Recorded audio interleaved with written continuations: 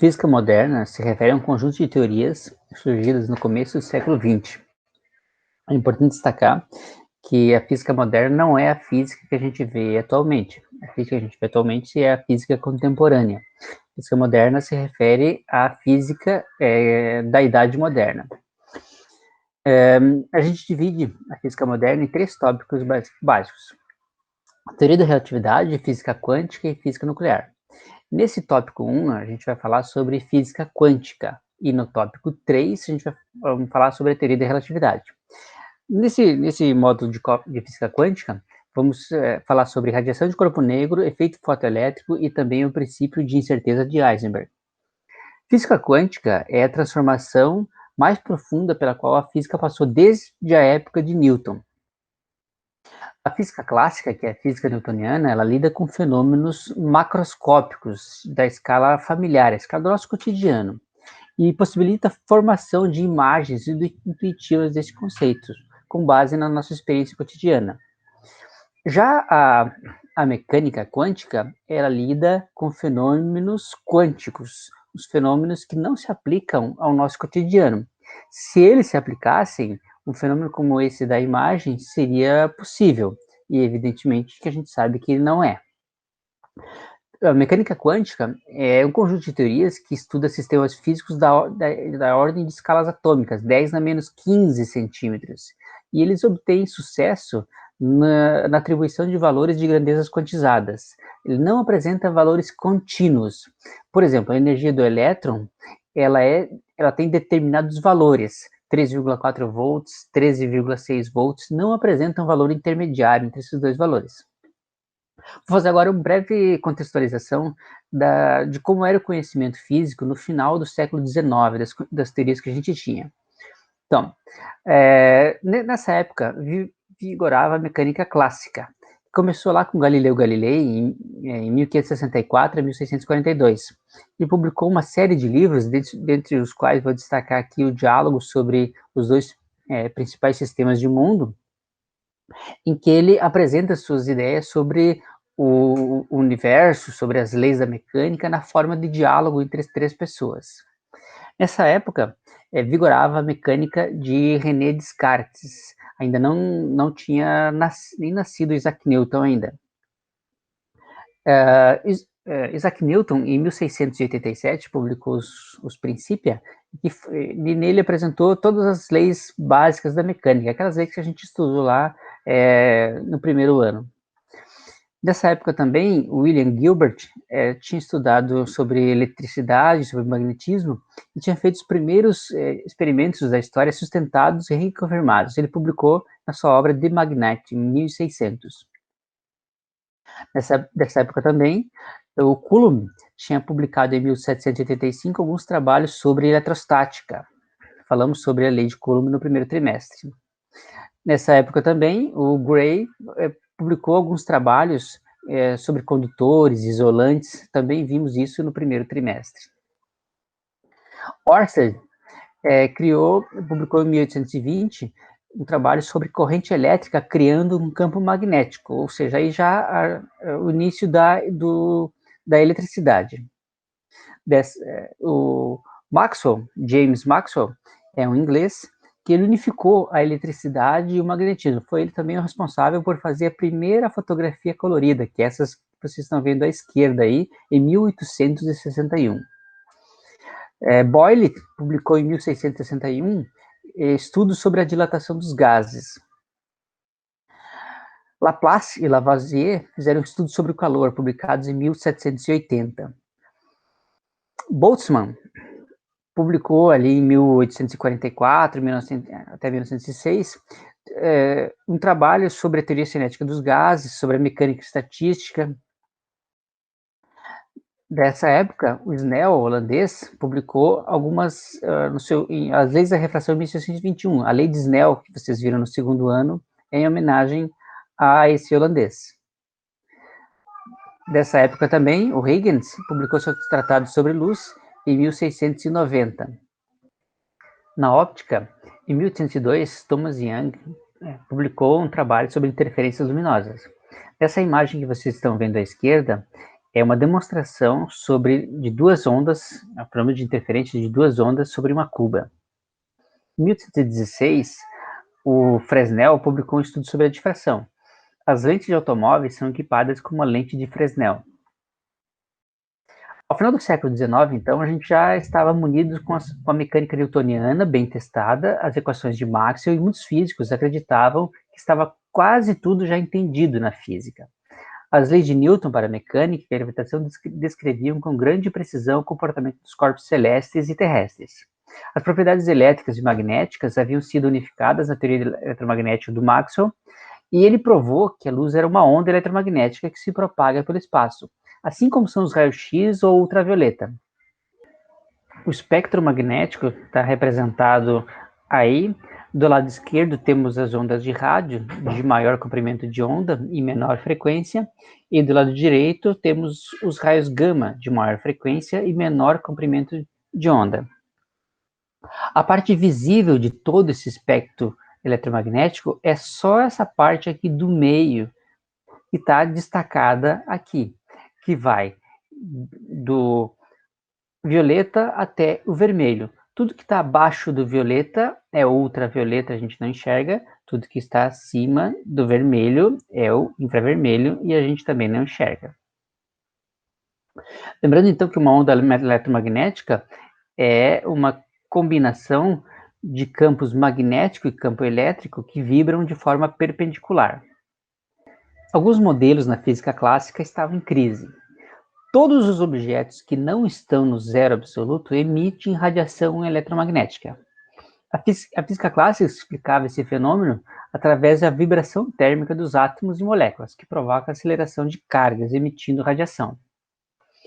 Lord Kelvin, aquele que a escala Kelvin recebe esse nome em sua homenagem, recomendou que os jovens não se dedicassem à física, pois só faltava alguns detalhes pouco interessantes, como o refinamento de medidas. A física havia chegado ao seu limite. Como as regras para o comportamento da matéria e as ondas definidas, restaria aos físicos apenas o trabalho de aplicá-las, de fazer medições cada vez mais precisas. Não haveria fenômenos, segundo ele, que não pudessem ser explicados. Havia apenas o trabalho de desenvolver técnicas existentes para sistemas complexos. Lord Kelvin, em 27 de abril de 1900, em seu discurso, disse: "Vejo apenas duas pequenas nuvens no sereno céu do conhecimento científico, que era o experimento de Michelson-Morley, realizado em 1887, e a discordância entre os valores medidos e os valores teóricos previstos pela termodinâmica para os calores específicos em baixas temperaturas. Esse experimento de Michelson-Morley foi um experimento realizado para tentar provar a existência do éter, que a gente vai ver no módulo 3 em mais detalhes. E esse experimento acabou por confirmar que o éter não existe. O segundo problema que o Kelvin apontou foi o que deu origem à teoria da relatividade e à mecânica quântica. Então, resultados estranhos começavam a aumentar as tentativas teóricas que surgiram utilizando as ideias da física clássica. Não conseguiu explicar alguns desses fenômenos observados. Por exemplo, a existência de espectros discretos. Quem é da área de química provavelmente já observou a radiação, essas linhas que os elementos têm. Ali embaixo a gente tem, por exemplo, o neônio e o hidrogênio. Tem essas linhas aqui que eram inexplicáveis pela física clássica. A forma ou distribuição dos comprimentos de onda dos espectros contínuos de radiação característica de corpos quentes, o efeito fotoelétrico, onde os elétrons são ejetados de alguns materiais quando iluminados por radiação eletromagnética, e a própria existência e estabilidade da matéria. Os raios catódicos, descobertos por William Röntgen, eram misteriosos, mas muito úteis. Röntgen está ali à direita, e ali ao centro é a mão da mulher do Röntgen, provavelmente o primeiro raio-x da história. J. Thomson, em 1897, estudando os raios catódicos, descobriu o elétron. Mas que relação teria o elétron com a matéria? Os estudos de Becquerel e o casal Curie levaram à descoberta da radioatividade em 1896. Nascia aí a física quântica, exatamente da radiação do corpo negro. Como foi o início? Então, o início da física quântica foi tentando explicar a radiação de corpo negro. Corpo negro é um corpo ideal que irradia energia na mesma taxa em que absorve. Por exemplo, a gente tem aí um metal que está em uma temperatura fundente e à direita nós temos uma tabelinha de cores. Quanto maior é a sua temperatura, mais ele se aproxima do azul. Quanto menor é a sua temperatura, mais ele se aproxima do vermelho. Comparando-se essa escala com esse objeto aqui ao centro, podemos inferir que a temperatura desse objeto vai estar em torno de 2000 Kelvin. Lembra que temperatura é uma coisa, quantidade de calor transmitida é outra. E, de fato, o ponto de fusão do ferro é cerca de 1811 Kelvin, ou seja, muito próximo do 2000 aqui. Experimentalmente, verificava-se que um corpo negro emite uma distribuição contínua de comprimento de onda, que tem um máximo em um dado comprimento de onda, que, por sua vez, depende da temperatura do corpo. Havia um problema nessa distribuição, chamada de catástrofe de ultravioleta. A física clássica não conseguia explicar isso, porque ela supunha que a emissão de radiação era devido à vibração das cargas elétricas no interior da matéria. Tem aqui um gráfico de intensidade versus a frequência. Vejam, a física clássica predizia que, aumentando a temperatura, a intensidade luminosa deveria aumentar infinitamente. E não era o que observava. Havia uma curva característica em que, à medida que a frequência ia aumentando, a intensidade passava a diminuir. Tem um outro gráfico que é intensidade versus comprimento de onda. A mesma coisa. Não dá, essa curva não se ajustava bem ao que predizia a física clássica. Vou utilizar esse simulador aqui para mostrar como é o comportamento da curva. Então vejam que à medida que eu vou aumentando a temperatura, aqui em cima está a temperatura do corpo negro, aqui está representado a cor que ele está emitindo. À medida que eu vou aumentando a temperatura, observem que começa a ter uma onda característica com pico de emissão. Quando eu chego aqui perto de Sirius, por exemplo, e o comprimento de onda fica cada vez menor. Quando eu estou próximo à temperatura do Sol aqui, o pico de emissão do Sol é em torno do verde, amarelo, aqui assim. Aí eu estou reduzindo e aqui estou numa lâmpada, uma lâmpada incandescente. Observe que a maior parte da emissão da lâmpada incandescente é na faixa acima do vermelho, ou seja, é no infravermelho. Ou seja, a maior parte da energia dissipada por essa lâmpada não é visível a nossos olhos. Coloquei aqui dois gráficos que mais comumente aparecem nos livros. A característica da curva é mais ou menos a mesma para os dois. Eu vou utilizar esse da esquerda aqui para explicar novamente. Então, à medida que eu vou aumentando a frequência da luz, ou seja, eu vou passando do vermelho em direção ao azul, o pico de emissão vai aumentando. Mas chega um momento em que esse pico, depois do vermelho, ele começa a diminuir e nessa região do violeta fica inexplicável pela física clássica, já que ela dizia que deveria aumentar esse pico infinitamente, já que quanto mais aumentava a vibração, maior era a intensidade. Esse problema é conhecido como catástrofe da ultravioleta.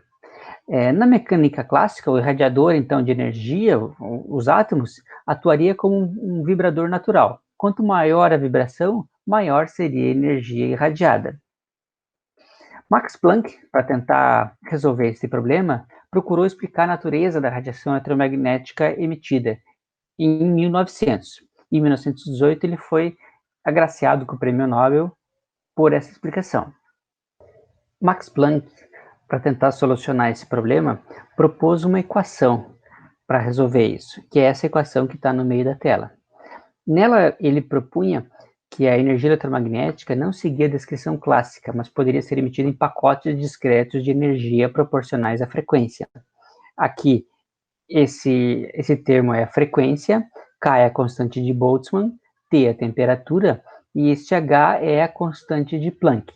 Nós não vamos trabalhar aqui com esta equação, mas sim a gente vai utilizar essa constante de Planck, e essa proposta que ele fez é que foi utilizada pelo Einstein mais à frente.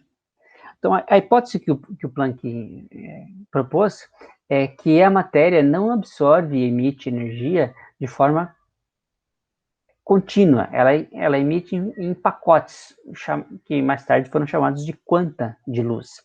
E a expressão é essa daqui, é a constante de Planck vezes a frequência. Esse seria um pacotinho de energia. A energia seria emitida em pacotes de energia, sempre múltiplos desse E. Aqui à direita a gente tem uma representação em que um pacote de energia do primeiro nível seria H vezes F, do segundo nível seria 2 vezes esse valor, do terceiro nível 3 vezes esse valor, nunca um valor intermediário. O efeito fotoelétrico é a emissão de elétrons por um material metálico quando exposto a uma radiação eletromagnética de determinada frequência, que depende do material.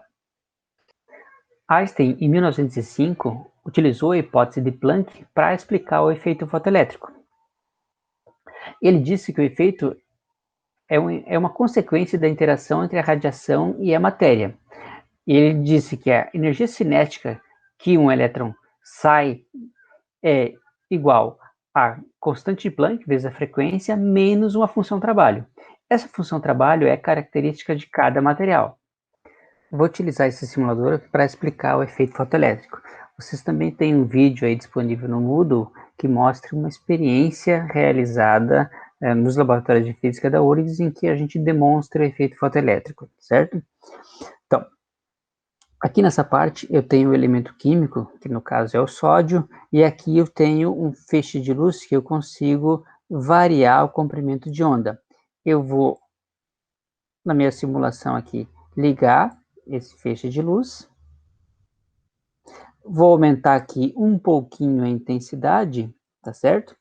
E vejam que se eu tiver nessa região aqui do vermelho, não importa a intensidade do feixe de luz que eu coloque, tá?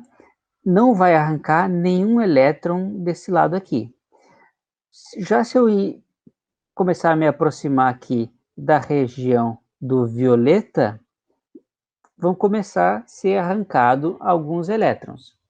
Vejam, mesmo que eu coloque uma intensidade bem pequena, ainda assim os elétrons são arrancados. Vou passar mais para a região do violeta, já que já não é mais possível a gente ver com os nossos olhos, mas perceba que os elétrons continuam sendo arrancados, mesmo estando fraquinha. Observem outra coisa. Vejam que quando eu estou aqui no violeta, os elétrons saem daqui desse lado e vão em direção ao outro lado com uma certa velocidade. Se eu diminuo o comprimento de onda, reparem que esses elétrons começam a sair com uma velocidade cada vez maior. Eu aumentando a intensidade, eu não vou aumentar a velocidade que os elétrons são arrancados. Eu aumento apenas o número de elétrons arrancados. Voltar aqui para o violeta, vejam que eles saem de lá com uma velocidade menor. Vou trocar o elemento químico agora aqui.